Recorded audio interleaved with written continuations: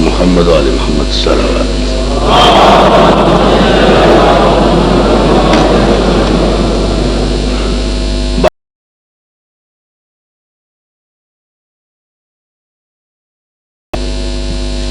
والسلام علی اہلہا.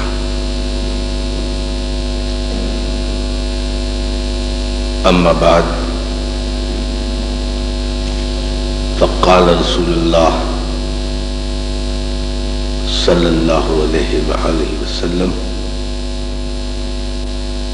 مثل علی کمثل الکعبہ.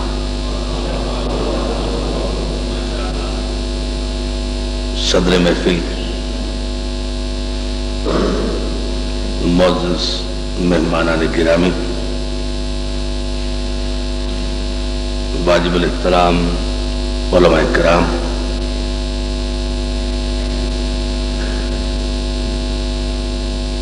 اور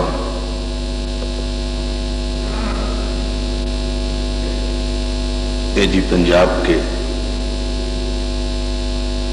اس عظیم حسابی اور احتسابی ادارے کے مدار المہمان بھائی سلیم نقوی صاحب، ان کے رفقائے کار، ان کے دوست، ان کے معاونین، اور اس ادارے کے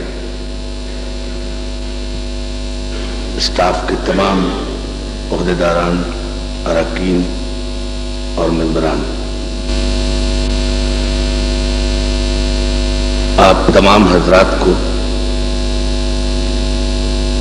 جشن ولایت مولا کائنات مبارک ہو. جشن مولود کعبہ کے عنوان سے اس عظیم سرکاری ادارے میں، اس عظیم ہال میں ماشاءاللہ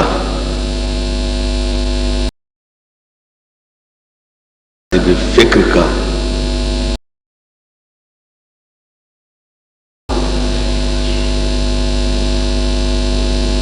اور آپ تمام حضرات کی موجودگی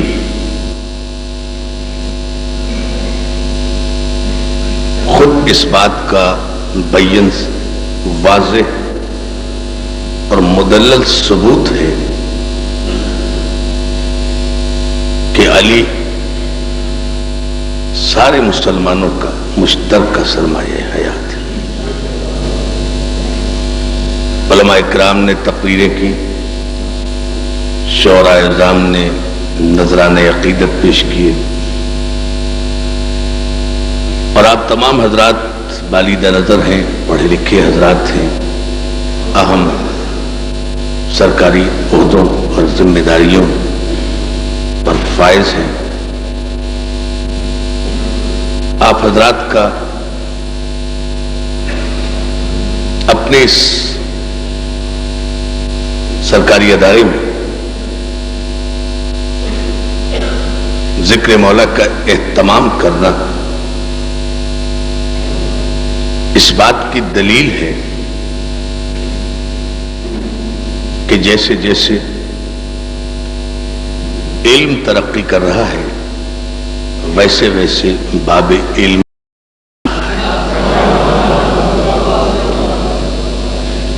علی اگر آج سے 1400 برس پہلے عرب کے ابو جہلوں کی سمجھ میں نہیں آیا تو اس میں علی کا قصور نہیں تھا، ان کی پیدائش کا قصور تھا، ان جاہلوں کی تخلیق کا قصور تھا. اس لیے کہ ان کا مکتب علم اتنا بلند ہی نہیں تھا کہ وہ مقام علی کو پہچان سکتے.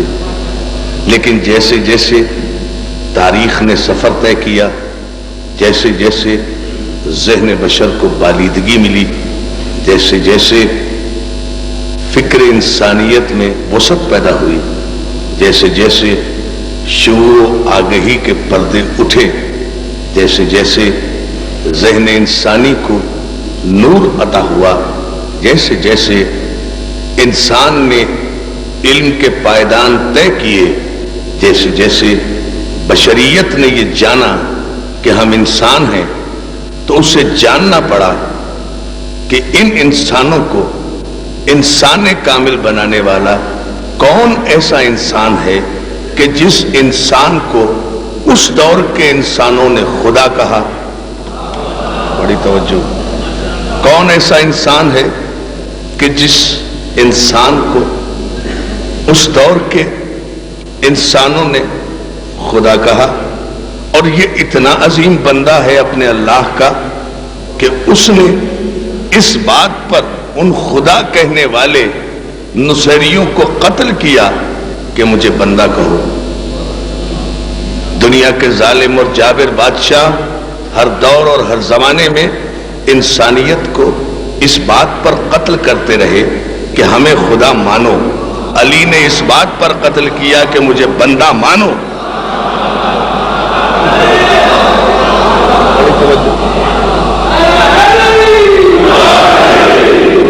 یعنی فرق دیکھیں آپ کہ دنیا کے ظالم و جابر بادشاہ ہر دور میں، ہر زمانے میں، ہر دور میں، ہر زمانے میں، اس زمانے میں بھی اپنے آپ کو خدا منوانے کے لیے انسانیت کو قتل کرتے رہے، لیکن علی نے اس بات پر سزا دی کہ مجھے خدا نہ مانو، انسان مانو، انسان مانو۔ اس لیے کہ جس خدا کا انسان ایسا ہے، اس انسان کا خدا کیسا ہو؟ توحید کی فلسفے میں آپ جس معبود کا عبد ایسا ہے، اس عبد کا معبود کیسا ہوگا؟ جس کا علی ایسا ہے، اس کا علی العظیم کیسا ہوگا؟ جو ہے دیکھیں، میں اس ابتدا و تمہید میں آپ کی خدمت میں جو معروضات عرض کروں گا، اس کا آغاز تمام میرے مسلمان بھائی اس نقطے سے لگائیں کہ مسلمانوں کے تمام مکاتب فکر اس بات پر متفق ہیں کہ نماز پڑھو، روزہ رکھو، حج کرو، زکوٰۃ دو، جہاد کرو، خمس دو، عبادت الہی کرو، امر بالمعروف کرو، نہی عن المنکر کرو، اللہ کی عبادت کرو۔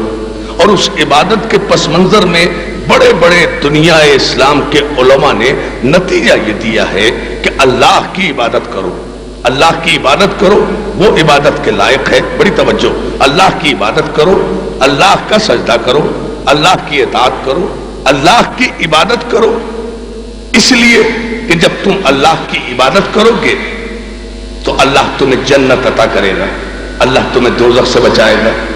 ہر انسان اسی لیے عبادت کرتا ہے نا کہ اسے جنت مل جائے، ہر انسان اسی لیے نیک کام کرتا ہے کہ اسے جنت مل جائے، ہر انسان اسی لیے نمازیں پڑھتا ہے کہ اسے جنت مل جائے۔ ہر انسان کے دل میں چھپے ہوئے اطمینان کا ایک ہی راز ہوتا ہے، ہر انسان کے دل میں چھپے ہوئے مقصد کا ایک ہی مرکزی خیال ہوتا ہے کہ وہ نمازیں پڑھے گا، وہ عبادت کرے گا اللہ کی، تاکہ اسے جنت عطا ہو جائے، وہ دوزخ سے بچ جائے۔ عزیزان محترم، عبادت کا مفہوم ہر انسان کے نزدیک یہ ہے کہ عبادت کی جائے تاکہ وہ جنت کا حقدار بن جائے۔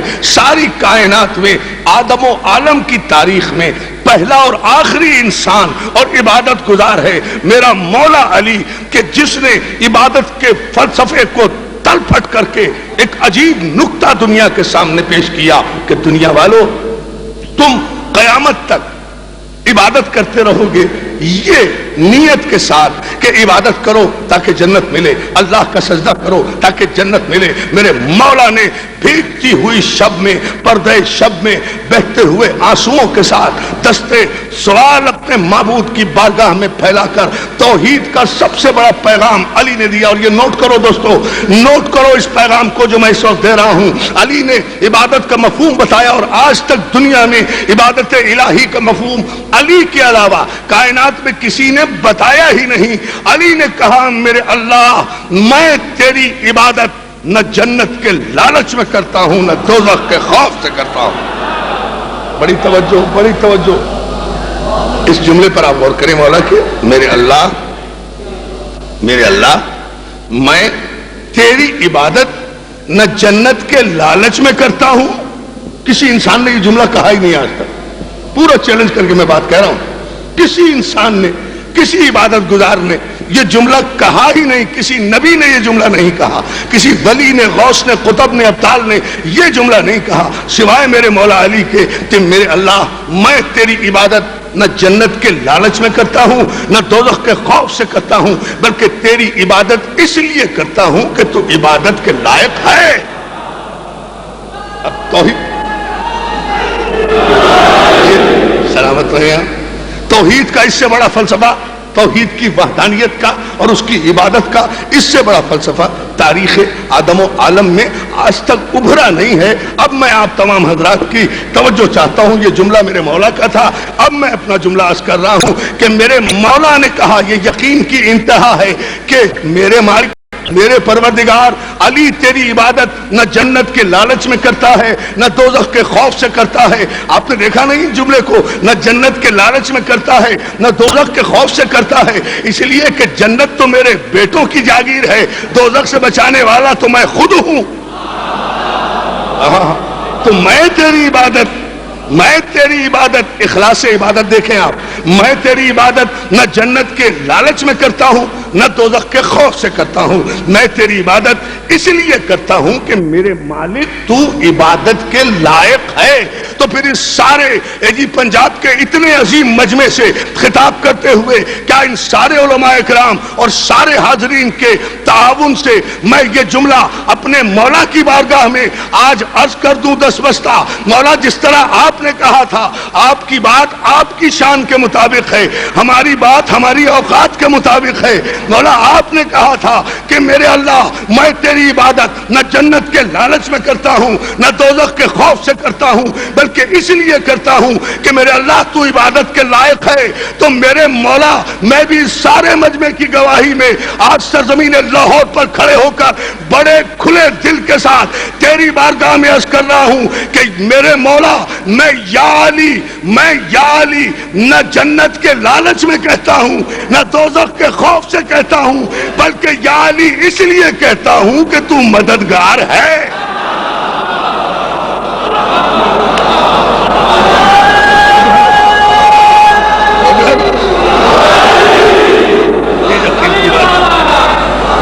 اور آپ کو سلامت رکھیں، آپ کو سلامت رکھیں.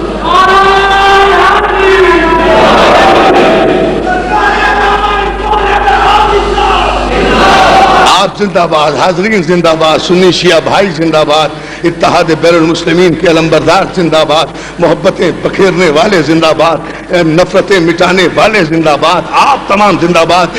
سندھ کے سارے اراکین عہدیداران یہ زندہ باد، اس جشن کا اہتمام کرنے والے زندہ باد، اچھے سچے پکے مسلمان زندہ باد، یا رسول اللہ کہنے والے زندہ باد، رسول کو نور ماننے والے زندہ باد، رسول کا میلاد منانے والے زندہ باد، نذر کرنے والے زندہ باد، نیاز کرنے والے زندہ باد، میلاد رسول منانے والے زندہ باد، رسول کو عالم کائنات ماننے والے زندہ باد، رسول کو اپنے جیسا نہ سمجھنے والے زندہ باد.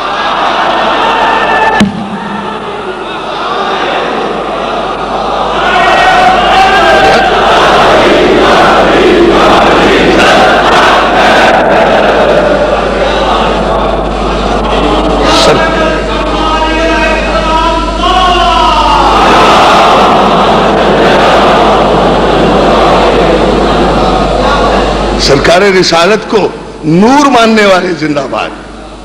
آپ کو یا رسول اللہ کہہ کر مشکل کشائی کا مطالبہ کرنے والے زندہ باد، آپ کی خلقت نوری کا اقرار کرنے والے زندہ باد، آپ کو نور ماننے والے زندہ باد، آپ کے سارے گھرانے کو نور ماننے والے زندہ باد، آپ کو اپنے جیسا بشر نہ کہنے والے زندہ باد، آپ کی قبر پر درود و سلام بھیجنے والے زندہ باد، آپ نے غور ہی نہیں کیا، آپ کی قبر پہ درود و سلام بھیجنے والے اور اس کو عبادت سمجھنے والے، اس کو عبادت سمجھنے والے زندہ باد۔ 40 برس پہلے کا واقعہ ہے، حج کے موقع پر تمام دنیا کے مسلمان چونکہ خانہ کعبہ جاتے ہیں، حج کرتے ہیں، سعادت حاصل کرتے ہیں، اس میں خصوصی طور پر مختلف اسلامی ممالک کے نمائندے بھی جاتے ہیں، ڈیلیگیشن جاتے ہیں، اور جو بڑے نمائندے ہوتے ہیں سرکاری سطح پر یا علمی سطح پر، سعودی عرب کی یہ روایت ہے کہ وہاں کا بادشاہ ان کے اعزاز میں عشائیہ دیتا ہے، ڈنر دیتا ہے، ان سے ملاقات کرتا ہے۔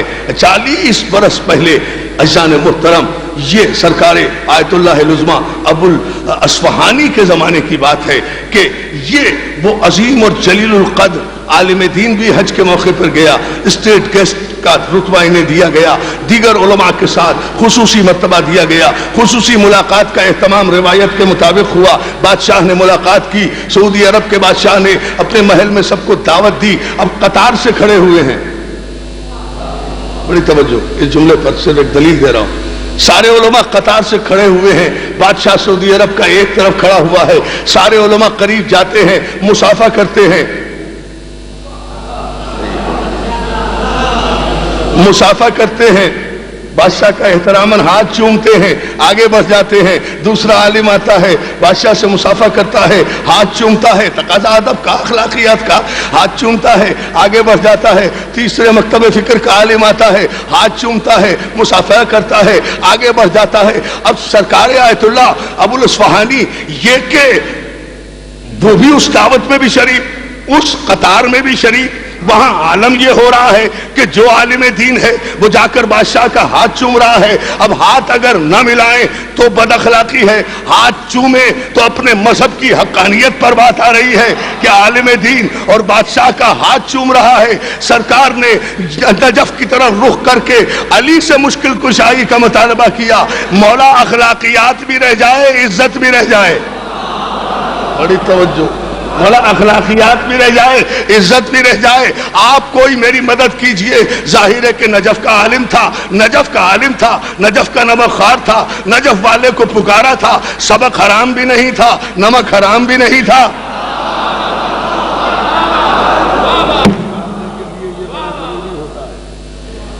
سلامت ہے آپ، سبق حرام بھی نہیں تھا،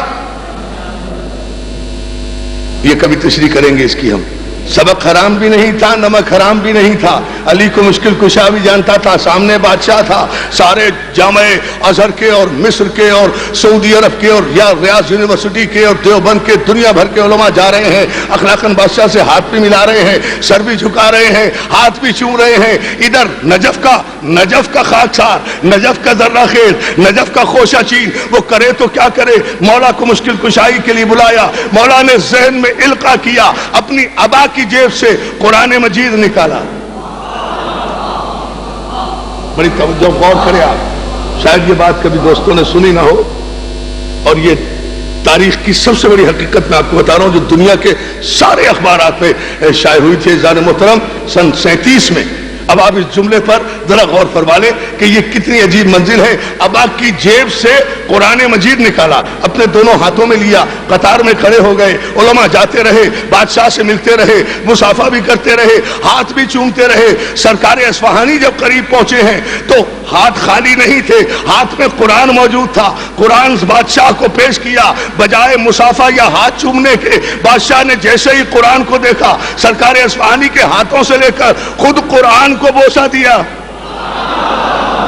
توجہ کرے نا، فکر دیکھے آپ، علی رزق عقل کی تقسیم کیسے کرتا ہے، عقل کے رزق کی تقسیم کرتا ہے علی، آپ تو غور فرمائے نا، سرکار اصفہانی کے ہاتھوں سے بادشاہ نے سعودی عرب کے قرآن لیا، ظاہر ہے مسلمان ہے، اسے قرآن کو چومنا تھا، قرآن تھا غلاف میں، اس نے غلاف سمیت قرآن کو چوما. نجف کا پڑھنے والا، نجف کا خوشہ چین، یہ ہمارا عظیم آیت اللہ العظمی بے ساختہ عربی میں بادشاہ سے کہتا ہے ایھا الملک، اے بادشاہ سلامت، میں نے تو آپ کو قرآن غلاف میں لپٹا ہوا پیش کیا ہے، تو آپ نے یہ قرآن کو بوسہ کیوں دیا؟ کہا صاحب اس لیے کہ اللہ کی کتاب ہے. کہا اللہ کی کتاب تو غلاف کے اندر ہے، آپ نے قرآن کو کھول کے تو بوسہ نہیں دیا، آپ نے تو غلاف ہی کو بوسہ دیا. تو بادشاہ کہتا ہے سرکار اصفہانی، غلاف کے اندر تو قرآن ہے نا، میں نے کپڑے کو بوسہ نہیں دیا، میں نے اس نسبت کو بوسہ دیا ہے جس قرآن کی نسبت سے یہ غلاف منسوب ہے. تو سرکار اصفہانی کہتے ہیں کہ میں بھی قبر رسول پر مٹی کو بوسہ نہیں دیتا، اس جسم رسول کو بوسہ دیتا ہوں جو قرآن. اس کو کیوں بدعت کہتے ہیں؟ اس کو کیوں حرام؟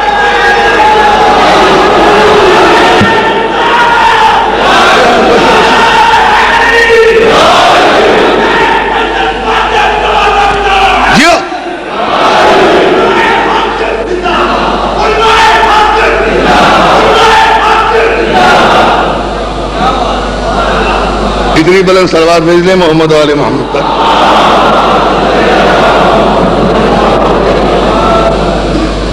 علی اختر سن رہے تم؟ لکھو گے تو نہیں اخبار میں یہ بات مجھے پتا ہے. سنو، یہ مشکل باتیں ہیں، تم لوگ لکھتے نہیں ہو، لیکن خیر اس جملے پر آپ ذرا توجہ فرما لیں.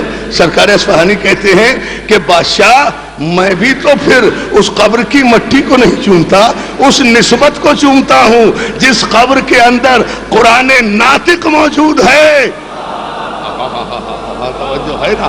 تو اس کو حرام کیوں قرار دیا جاتا ہے؟ اور یہ وہ واحد موقع تھا کہ اس سرکار اصفہانی کے اس جواب کے بعد بادشاہ لاجواب ہوا ہے. خصوصی احکامات کے ذریعے حرم رسول کھلوایا گیا ہے، اور نجف کے اس طالب علم نے جا کر سرکار رسالت کی قبر کو بوسہ بھی دیا ہے، اپنی داڑھی بھی مس کی ہے قبر رسالت سے. اب پتا چلا نا کہ علی کے ماننے کا فائدہ یہ ہے کہ اگر بدعقیدہ بادشاہ کے پاس بھی جاؤ تو عقیدہ سلامت رہتا ہے، بگڑتا نہیں ہے.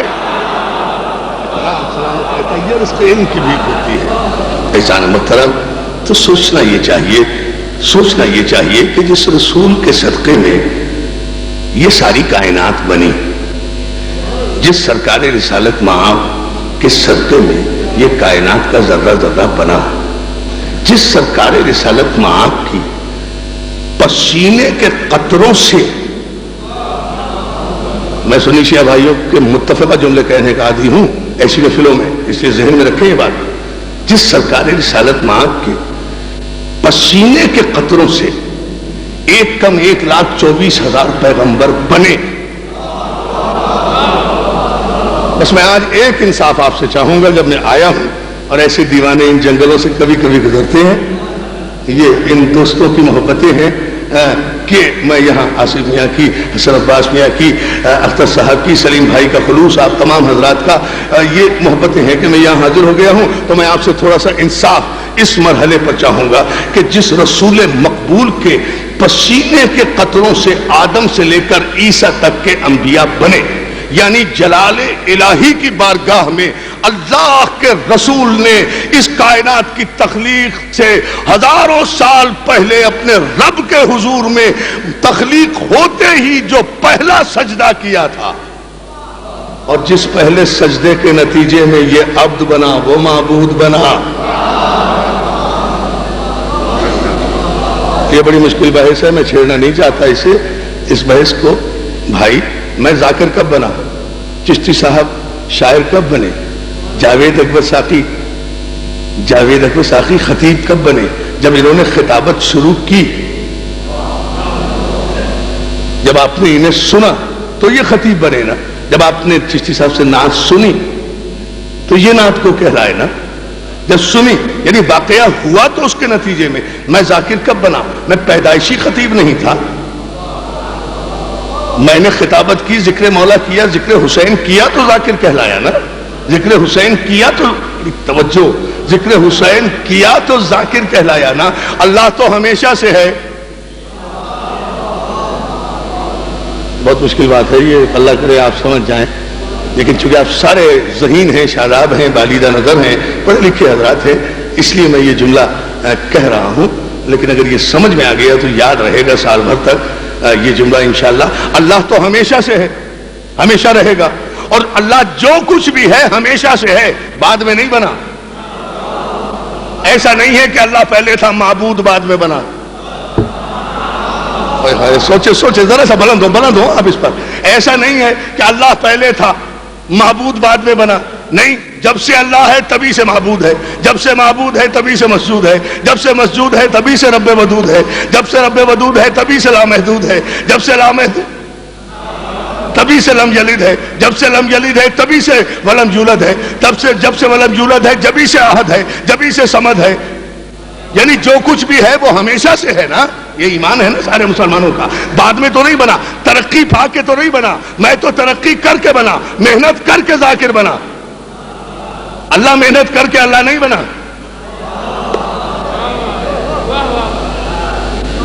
سوچے، میں بڑا وقت دے رہا ہوں سوچنے کے لیے تاکہ یہ بات آپ تمام نوجوان دوستوں کے ذہن میں آ جائے، اور میں بالکل آسان ترین اندازے بیان اختیار کر رہا ہوں تاکہ سارے نوجوان دوست اسے سمجھ لیں، اس فکر کو کہ اللہ جو اللہ بنا ہے، جو اللہ بنا نہیں ہے، وہ ہمیشہ سے ہے اور ہمیشہ رہے گا.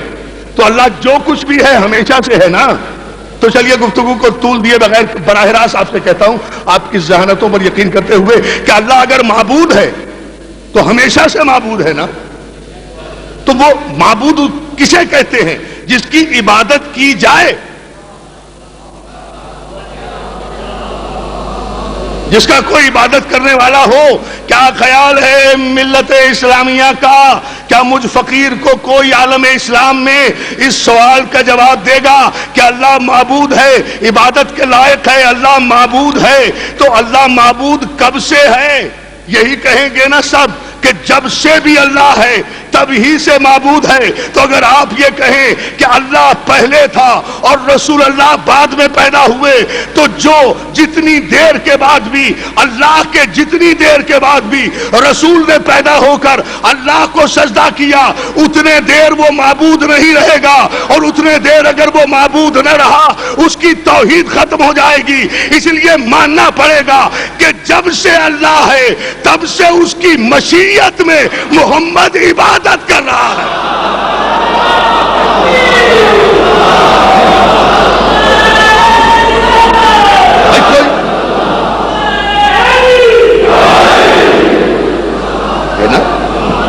بھائی دیکھیے نا، سب سے دیکھیے پیغمبر اسلام نے فرمایا نا، شیعہ سنی سارے بھائیوں نے لکھا کہ اول ما خلق اللہ نوری، سب سے پہلے اللہ نے میرا نور خلق کیا، سب سے پہلے. تو جب نبی کہیں نا کہ سب سے پہلے، تو پھر سب سے پہلے یہ نبی کا اول ہے. کاش سمجھ لیتے، یہ نبی کا اول ہے. نبی کے اول کو کوئی دویم نہیں کر سکتا. ہاں سمجھ رہے ہیں؟ الحمدللہ آپ بہت بلندی پر آ رہے ہیں، اور جو معیار میں چاہتا تھا، یہ نبی کا اول ہے. نبی نے کہا ہے، نبی کے اول کو کوئی دویم نہیں کر سکتا. نبی جس کو جہاں رکھ دے وہ وہیں رہے گا. کائنات کی کوئی طاقت اسے ہٹا نہیں سکتی اس مقام سے. نبی جسے بزم میں بٹھا لے اسے کوئی اٹھا نہیں سکتا، جسے بزم سے اٹھا دے اسے کوئی بٹھا نہیں.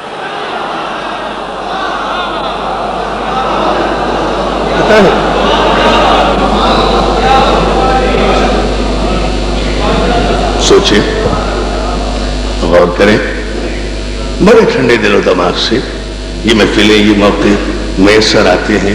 کبھی کبھی سارے شاداب ذہن جہاں اکٹھے ہوں، کچھ جاننے کے لیے بے چین، کچھ سمجھنے کے لیے بے چین، to get something, to learn something, to know some thing.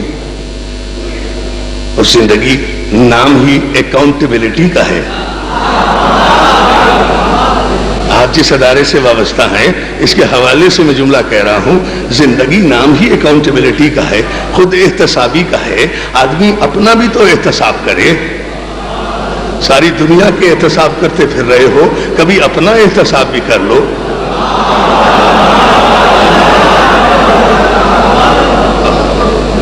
یہ تو کوئی احتساب نہیں ہے کہ ساری دنیا کا احتساب کرو اور جب اپنے احتساب کا وقت آئے تو آئین میں ترمیم کرا دو.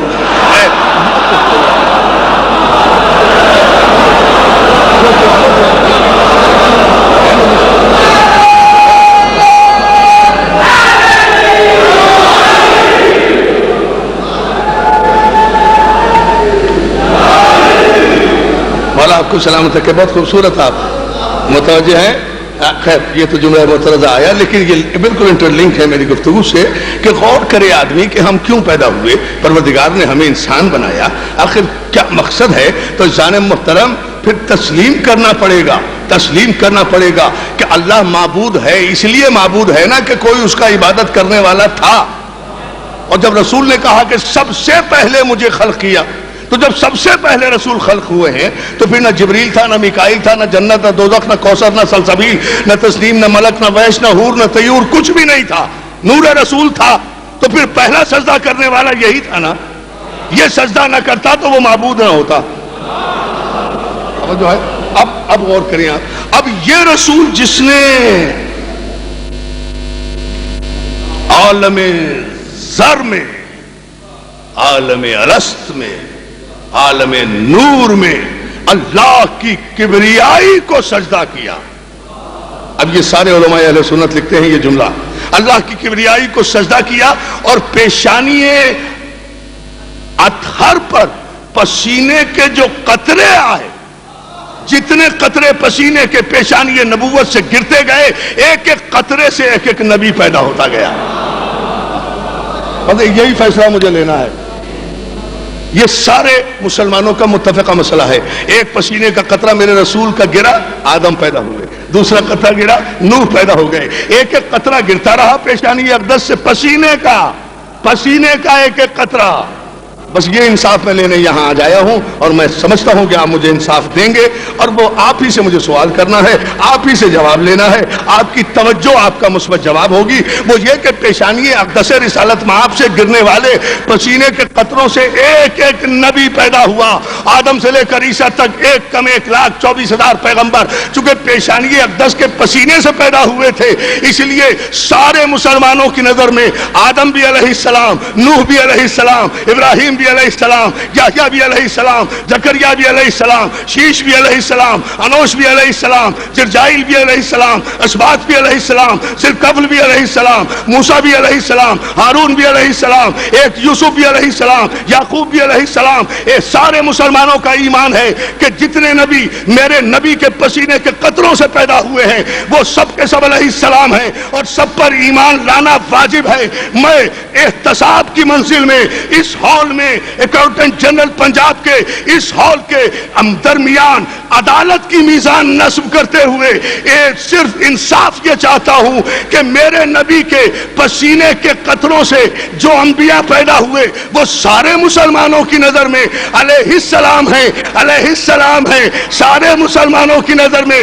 جبکہ پسینہ جزو بدن بھی نہیں ہوتا, پسینے کی حقیقت بھی نہیں ہوتی. پسینے کی حقیقت یہ ہوتی ہے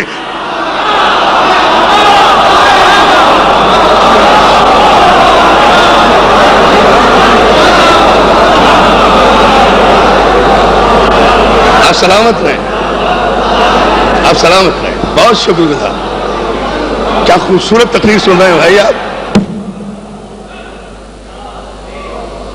میرے سارے انبیاء آدم, جناب آدم علیہ نبینا سے لے کر سارے مسلمانوں کا ایمان ہے. دیکھیں ایک لفظ بھی اختلافی نہیں کہہ رہا ہوں, متفقہ مسئلہ کہہ رہا ہوں, لیکن انصاف چاہوں گا. میں نے یہاں اس ہال کو عدالت بنایا ہے اور آپ کو میں نے منصف بنایا ہے.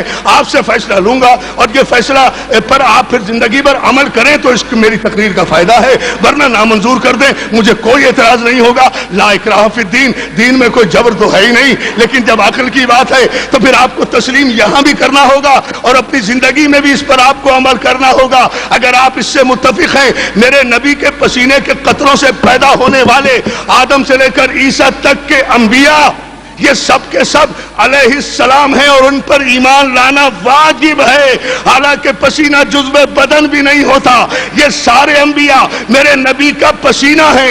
تو دوستو یہ کیا انصاف ہے کہ جو انبیاء میرے نبی کے پسینے سے خلق ہوئے ہوں، ان انبیاء کو علیہ السلام بھی مانتے ہو، انہیں نبی بھی مانتے ہو، اور جو علی نبی کے خون سے پیدا ہوا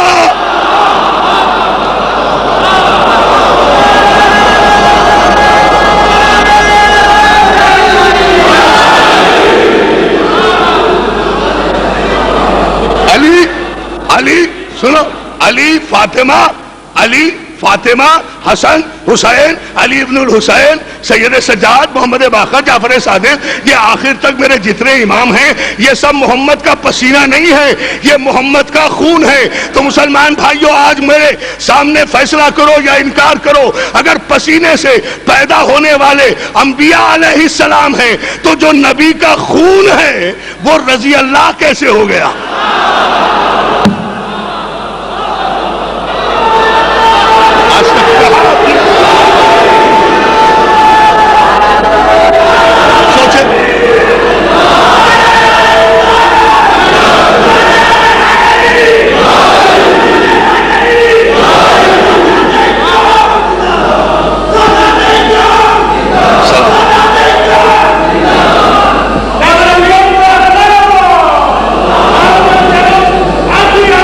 بیٹے کرامت حیدری، ہاں جیو جیو۔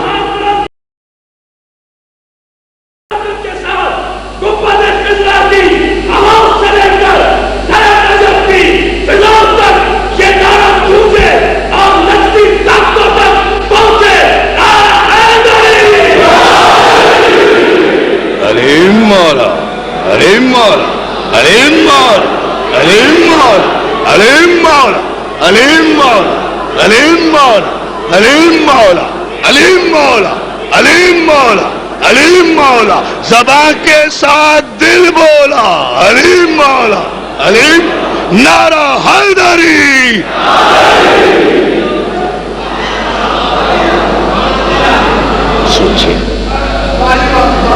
سوچیے، غور کریں، انصاف کریں، عدل کریں۔ اگر توہین عدالت جرم ہے تو توہین خون رسالت کتنا بڑا جرم ہے؟ بھائی ایک حدیث مجھے کوئی نہیں بتا سکتا کہ پیغمبر اسلام صلی اللہ علیہ وآلہ وسلم نے، اس جان کائنات نے، اس مرکز کائنات رسول نے، اس علم اول نے، اس عشق اول نے، اس حسن اول نے، اس خلق اول نے، اس خلق اول نے، اس گنتی کے پہلے عدد نے، اس تخلیق اول نے، اس تصویر اول نے، اس مصور اول نے، اس عابد اول نے، اس ساجد اول نے، اس بشیر نے، اس نذیر نے، اس سراج منیر نے، اس طٰہٰ نے، اس مزمل نے، اس مدثر نے، اس رحمت العالمین نے، اس مولائے کل نے، دانائے سبل نے، ختم الرسول نے اپنی 23 برس کی حیات طیبہ کے کسی مرحلے پر بھی کوئی ثابت نہیں کر سکتا کہ میرے رسول نے یہ کہا ہو کہ آدم کا خون میرا خون ہے، نوح کا خون میرا خون ہے، شیش کا خون میرا خون ہے، اور 70 مقامات پر کہا۔ میرے پیغمبر نے 70 مقامات پر، ایک ایک حوالے کا ذمہ دار ہوں، 70 مقامات پر میرے رسول نے کہا یا علی لحموں کا لحمی، دموں کا دمی، سلموں کا سلمی، حربوں کا حربی۔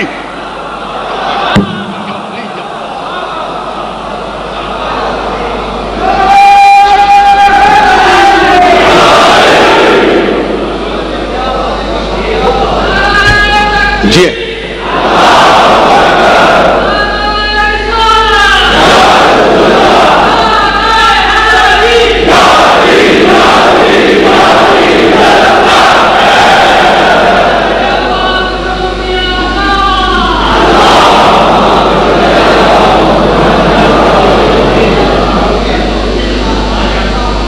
مقامات پر میرے رسول نے کہا یا علی لحم کا لحم، تیرا خون میرا خون ہے، تیرا پسینہ میرا پسینہ نہیں، تیرا خون میرا خون، تیرا گوشت میرا گوشت، تیرا پوست میرا پوست، تیرا دوست میرا دوست، تیرا دشمن میرا دشمن. پتہ نہیں کیا سن رہے ہو؟ تیرا دوست میرا دوست، تیرا دشمن میرا دشمن، تیرا اقرار میرا اقرار، تیرا انکار میرا انکار، تیری صلح میری صلح، تیری جنگ میری جنگ. تجھ سے جنگ کرنے والا تجھ سے جنگ نہیں کر رہا ہے، مجھ سے جنگ کر رہا ہے. اب جو رسول سے جنگ کرے، آپ 22 رجب کو اس کا دن منائے، پیمانہ نہیں ہے، انصاف نہیں ہے. یہ ہے وہ رسول کا پیمانہ، یہ ہے وہ معیار. اسے دیکھیں اور سمجھیں کہ جہاں رسول نے ارشاد فرمایا کہ تیرا خون میرا خون ہے، تیرا گوشت میرا گوشت ہے. عزیزان محترم، یہ انبیاء، یہ رسول، یہ مرسلین جتنے ہیں، یہ سب کے سب علیہ السلام. تو جب یہ سب علیہ السلام ہیں جو پسینہ ہیں، تو پھر جو خون سے ہے وہ رضی اللہ نہیں ہوگا. اللہ ان سے راضی، توجہ، اللہ محمد کے خون سے راضی ہونے کا مسئلہ نہیں ہے. اللہ راضی ہوگا ان سے جو محمد سے راضی ہوں، جن سے محمد راضی ہو، جن سے علی راضی ہو، جن سے علی راضی ہو. جان محترم، یہ پیمانہ ہے. آدم سے لے کر عیسیٰ تک کے سارے انبیاء، ان انبیاء میں افضل ترین ہیں جناب ابراہیم خلیل اللہ، جناب اسماعیل ذبی اللہ، جنہوں نے کعبہ بنایا ہے. اتنے جلیل ہیں، اتنے بلند ہیں، اتنے بلند مقام ہیں، مگر ابراہیم و اسماعیل کعبے کی دیوار تو بنا سکتے ہیں، اس دیوار میں در نہیں بنا سکتے.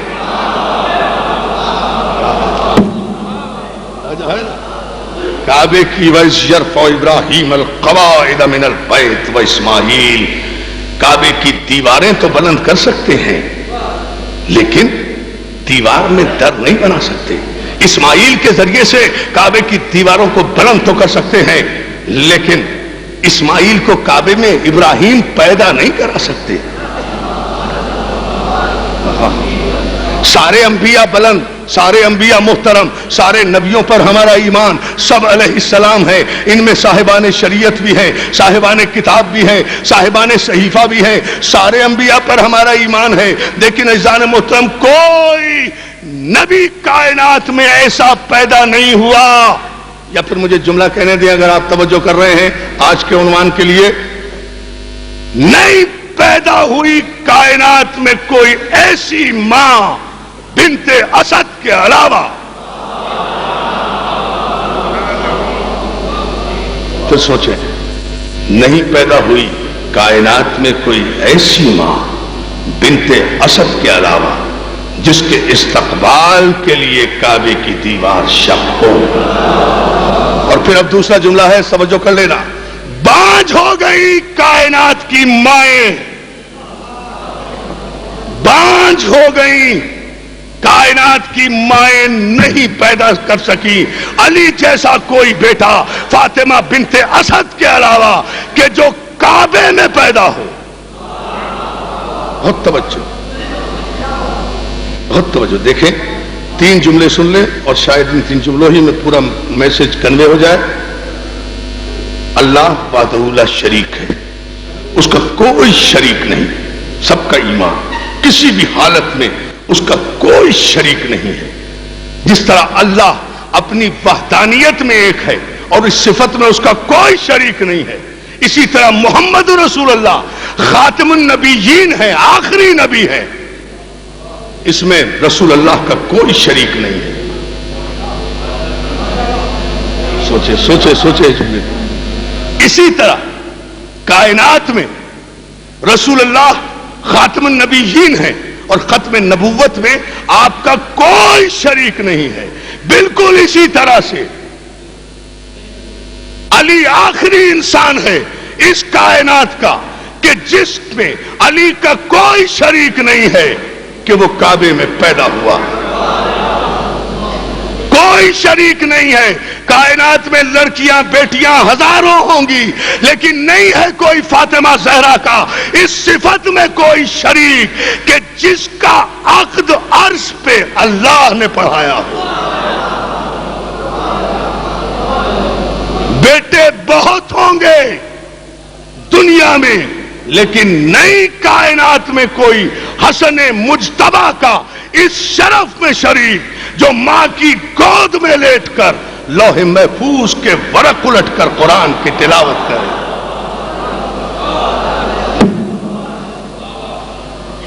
شہید بہت ہوں گے، مکمل میسج دے رہا ہوں میں، شہید بہت ہوں گے لیکن کوئی شریک نہیں سید الشہداء کی، حسین کی اس صفت میں جس نے نوکے نیزہ سے قرآن پڑھا۔ یہ وہ چیزیں ہیں جن کا جو اٹل ہیں، جن پر کوئی دوسری رائے نہیں ہو سکتی۔ حسین سے پہلے یا حسین کے بعد کائنات میں بھی کسی ماں نے بیٹا پیدا نہیں کیا جو نیزے پر جا کر قرآن پڑھے۔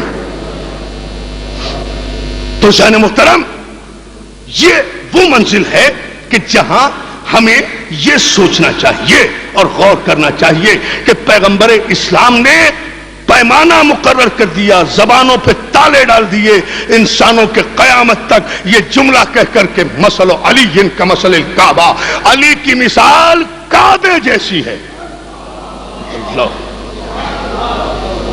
صاحب یہ ہزاروں دفعہ کی سنی ہوئی حدیث ہے، میں بھی جانتا ہوں، آپ سب نے سنی ہوگی، لیکن یہ سخن پیغمبر ہے، اس پہ غور کریں تو یہ حکمت کا مدینہ ہے، علم کا سفینہ ہے، تعقل کا خزینہ ہے، ارتقاء ذہنی کا زینہ ہے۔ اگر اس پر غور کیا جائے، اور یہی آج کی تقریر کے اختتامی پہلو بھی ہوں گے کہ پیغمبر اسلام نے فرمایا کہ مثل علی کا مثل الکعبہ، علی کی مثال کعبے کی مثال ہے، یعنی کعبہ علی جیسا، علی کعبے جیسا، کعبہ علی جیسا، علی کعبے جیسا، کعبہ بھی طاہر، جسے شک ہو وہ نہ بولے، ہاں کعبہ بھی طاہر، علی بھی طاہر، کعبہ بھی طیب، علی بھی طیب، کعبہ بھی ہادی، علی بھی ہادی، کعبہ بھی رہبر، علی بھی رہبر، کعبہ بھی معصوم، علی بھی معصوم، کعبے کی تعمیر بھی دو معصوموں نے کی، علی کی تربیت بھی معصوم نبی نے کی۔ توجہ ہے آپ کی اس جملے پر؟ اور اگر سارا مجمع متوجہ ہے تو فیصلہ کن جملہ تقریر کا کہہ رہا ہوں کہ کعبہ بھی پاک، علی بھی پاک، کعبہ بھی طاہر، علی بھی طاہر، کعبہ بھی طیب، علی بھی طیب، کعبہ بھی ہادی، علی بھی ہادی، کعبہ بھی رہبر، علی بھی رہبر، کعبہ بھی معصوم نے بنایا، علی بھی معصوم نے ترتیب دیا ہے، علی بھی معصوم نے ترتیب دیا ہے۔ کعبے کی طرف بھی رخ کرنا عبادت، علی کے چہرے پر بھی نظر کرنا عبادت، جو کعبے سے منہ پھرائے وہ بھی کافر، جو علی کا انکار کرے جو پیمانہ یہ ہے، معیار یہ ہے، لیکن صرف فرق کعبے میں اور علی میں قیامت تک یہ رہے گا کہ کعبہ بیت ہے، علی اہل بیت ہے۔ سب میں نے تو جملہ کہہ دیا، آپ نے غور ہی نہیں کیا۔ اس سارے تطابق کے باوجود بھی یہ فرق رہے گا کہ کعبہ بیت ہے، علی اہل بیت ہے، کعبہ جاگیر ہے، علی جاگیردار ہے۔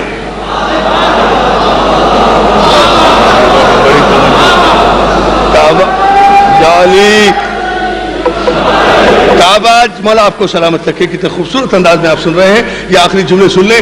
کعبہ جاگیر ہے، علی جاگیردار ہے، کعبہ وراثت ہے، علی وارث ہے، کعبہ جزو ہے، علی کل ہے۔ کعبے کی طرف رخ کر کے سجدہ کیا جاتا ہے، کعبے کی طرف رخ کر کے سجدہ کیا جاتا ہے، علی کے چہرے پر نظر کر کے عبادت کی جاتی ہے، کعبہ حج کے موقع پر لباس بدلتا ہے، علی نجف میں دل بدلتا ہے۔ جو ہے نا جان محترم، اور ایک جملہ اور ذہن میں رکھتے چلیں کہ یاد رکھیں کعبے کی دیوار کے نیچے بیٹھنے والا ضروری نہیں ہے کہ مومن بھی ہو۔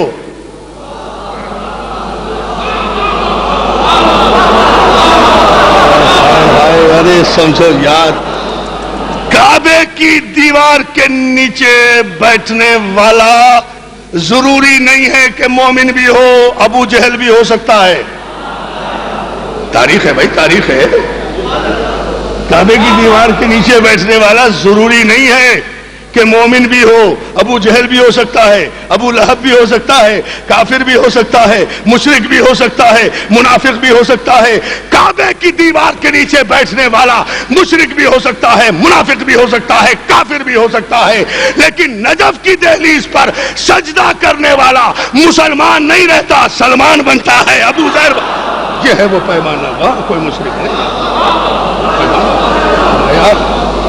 اور یاد رکھیں، یہ بات بھی ذہن میں رکھیں عزیزان محترم، مسلمانوں کا مشترکہ سرمایہ ہے علی، جہاں چاہو فخر کے ساتھ پیش کرو، عیسائیت ہو، یہودیت ہو، ہنودیت ہو، کسی بھی مقام پر اپنے علی کو مقام فخر پر پیش کرو۔ ہر جگہ جہاں جاؤ، جس ملک میں جاؤ، جس کلچر میں جاؤ، جس تہذیب میں جاؤ، جس سویلائزیشن میں جاؤ، جس صدی میں جاؤ، جس معاشرے میں جاؤ، جس تاریخ کے موڑ پر جاؤ، جس دفتر میں بیٹھو، جس دفتر میں بیٹھو، فخر کے ساتھ علی کو پیش کرو سلیم صاحب، کہ آپ کے علی نے آپ کو کسی دفتر میں، کسی میدان میں کسی سے شرمندہ نہیں کیا ہے، مقام فخر کے ساتھ پیش کرو۔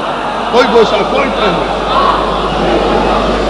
کوئی گوشہ، کوئی گوشہ، کوئی پہلو ایسا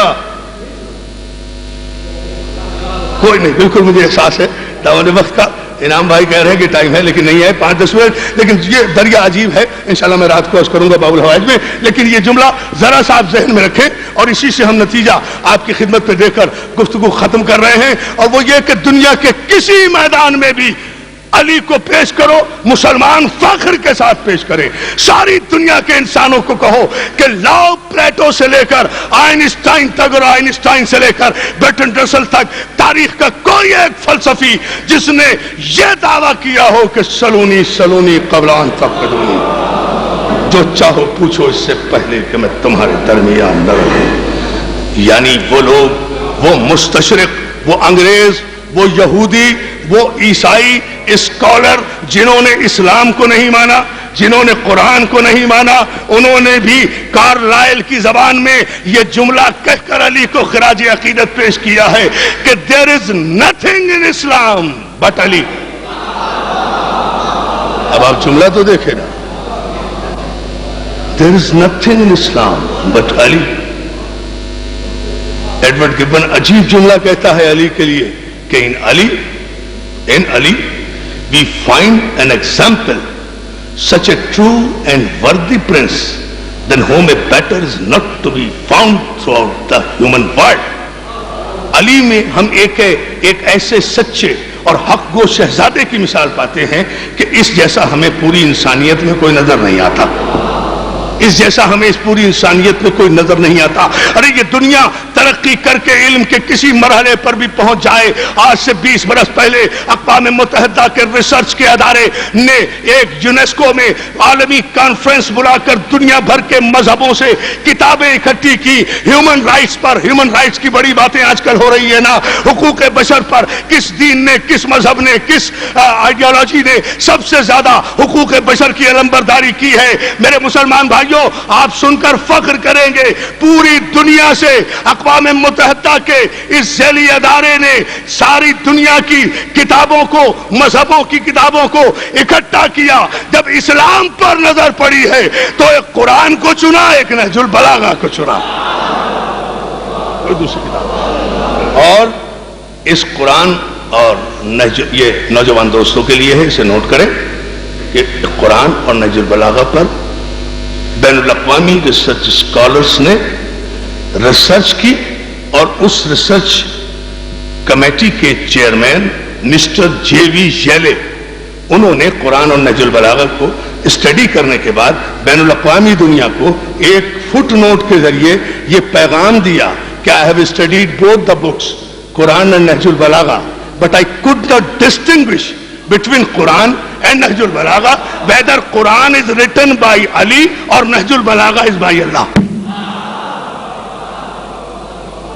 آپ آپ کو ترجمہ کرنے کی ضرورت نہیں ہے، آپ سارے سمجھ گئے ہیں ماشاءاللہ، پڑھے لکھے ہیں۔ میں نے قرآن اور نہج البلاغہ کا مطالعہ کیا، میں نہیں تمیز کر سکا، میں پہچان ہی نہیں سکا کہ قرآن علی کا لکھا ہوا ہے یا نہج البلاغہ اللہ کی کتاب ہے۔ تو جان محترم، جہاں بین الاقوامی معیار پر کتابوں، تحریروں، علم اور فلسفے کو سائنٹیفک بنیادوں پر پرکھنے والے لوگ علی کے آستانے پر اس حد تک سر جھکا کر باتیں کریں تو پھر تاریخ کو فیصلہ کرنا چاہیے۔ آج اتحاد کا پیغام، اتفاق کا پیغام جس کی طرف میرے بھائی اکبر ساقی جاوید نے آپ کو بھی متوجہ کیا اور ہم سب متوجہ کرتے ہیں، اتحاد بین المسلمین، اتحاد بین المسلمین، اتحاد بین المسلمین۔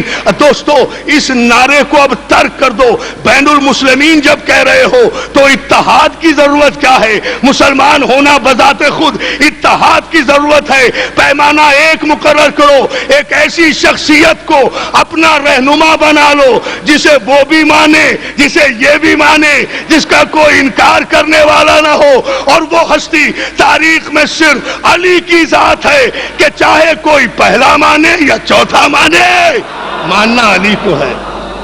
توجہ ہے، یہ ہے وہ پیمانہ، یہ ہے وہ ذات۔ اور مولا آپ کو سلامت رکھے۔ اور آخری جملوں میں یہ باتیں جلدی جلدی سمیٹ کر آپ کی خدمت میں عرض کروں، اور وہ یہ کہ یہ پیمانہ کسی، جب ہم سارے شیعہ سنی بھائی یہاں بیٹھے ہیں اور سب یا علی کہہ رہے ہیں، میں نے تو ایک چہرہ بھی ایسا نہیں دیکھا کہ جس چہرے پر یا علی کہنے سے کوئی شکن آئی ہو۔ سارے چہرے ریشمی ہیں، سارے چہرے گلابی ہیں، سارے چہرے نورانی ہیں، سارے چہرے خوبصورت ہیں۔ علی کا نام لینے والے چہروں کا نور نہیں جاتا۔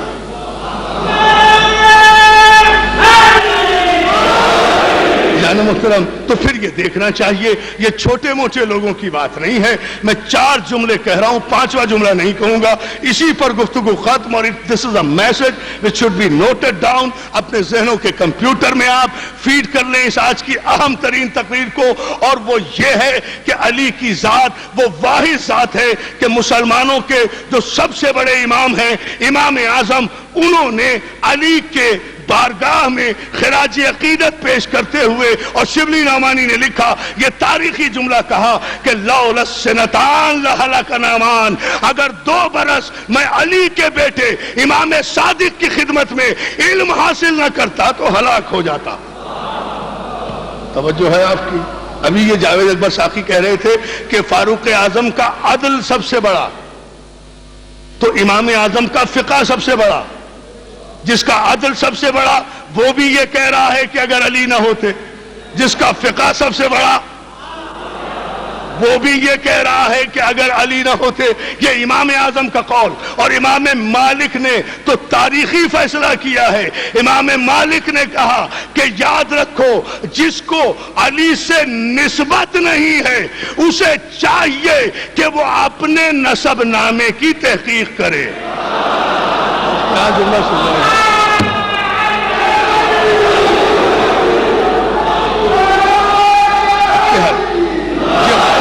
اب 2 جملے ہوئے ہیں نا، 2 جملے ہوئے، 2 اور رہ گئے۔ اب چوتھے جملے پر مجھے دیکھنا ہے کہ آپ کہاں جائیں گے۔ یہ 2 جملے ہو گئے نا، اسے اپنے نسب نامے کی تحقیق کرنا چاہیے۔ امام احمد بن حنبل کہتے ہیں کہ مسلمانوں، علی کا شمار صحابہ اکرام میں مت کیا کرو، علی رسول کا صحابی نہیں ہے، آیہ مباہلہ کی روح سے علی رسول کا نفس ہے۔ یہ امام احمد بن حنبل کا قول ہے۔ اور اب میں دیکھتا ہوں کہ آپ کتنے بیدار ہیں اور آپ کے کلیجے میں طاقت کتنی ہے یا علی کہنے کی۔ امام شافعی رحمت اللہ علیہ نے تو قیامت کر دی ہے اپنے ڈیتھ سٹیٹمنٹ میں، اپنے نزاعی بیان میں، جسے کوئی چیلنج نہیں کر سکتا۔